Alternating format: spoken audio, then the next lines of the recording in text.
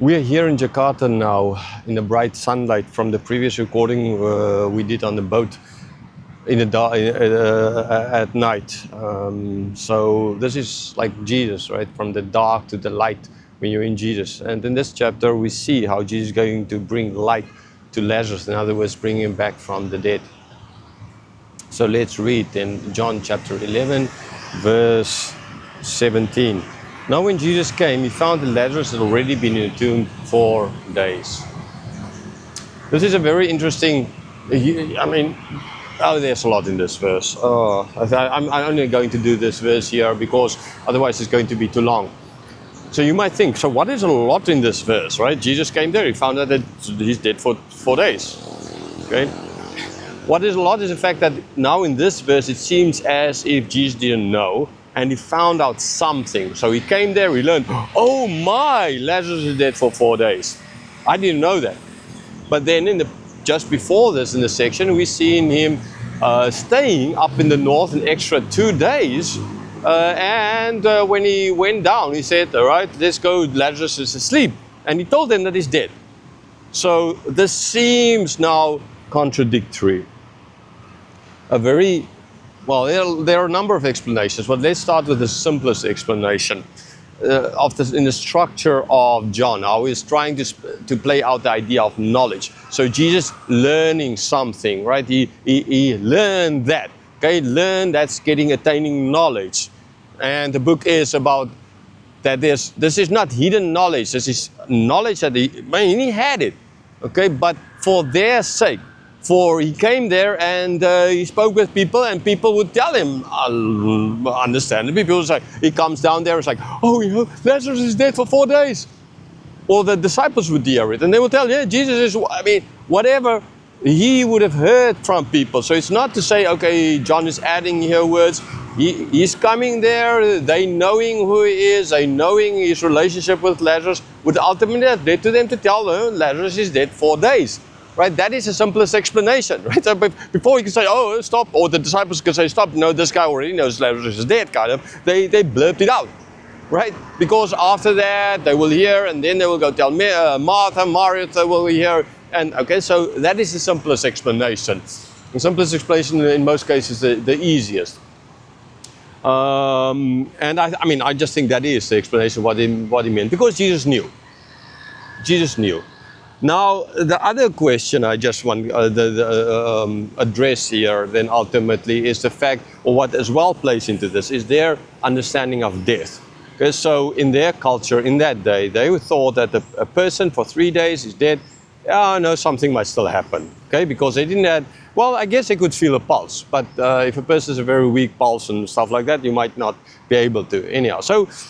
But that's not, they could tell when a person is dead, but there was still this maybe, 3 days after 3, so they will bury him because he was buried, okay?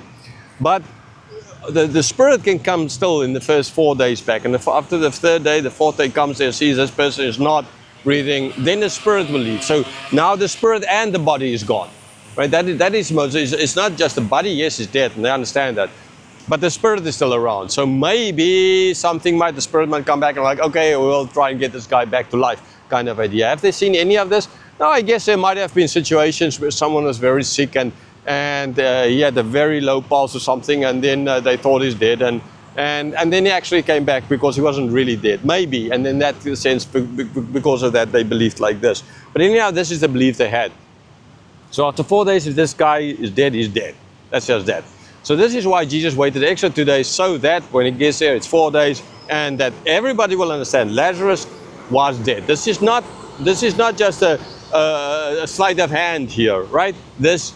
He's dead. For him to come back from the dead has to be a miracle. He's dead, if you want to put it like that. Okay, like we are spiritually dead. There's no coming back. There's no way his spirit can come back and say, okay, let's get out of here, kind of idea. He's dead. That's all. Okay, that is why he stayed the extra 2 days. If he came immediately, Lazarus would have been dead for 2 days. Okay, but by tarrying, for their cultural point of view, makes sure, and John is making that point, that this guy Lazarus is as dead as dead can be. There's no way back. The spirit is gone. That's that. Okay. But now, just concerning knowledge. So here Jesus learned something, but I already explained. This is not that this is that he had to learn something really, because he knew it. And before they could jump on him, the disciples could jump on the people telling Jesus, "No, Lazarus, your friend, your beloved friend, he's dead for 4 days already." They blurted it out, and he heard it. So, for John then to say that no, he didn't learn it, he did learn it because they told them. Okay, that's as well how you attain knowledge. They didn't know, and John is not, because earlier in the chapter he stressed the point that Jesus actually did know already, and he told them. Okay, so in that sense he didn't need to learn, but he did learn because the people told him.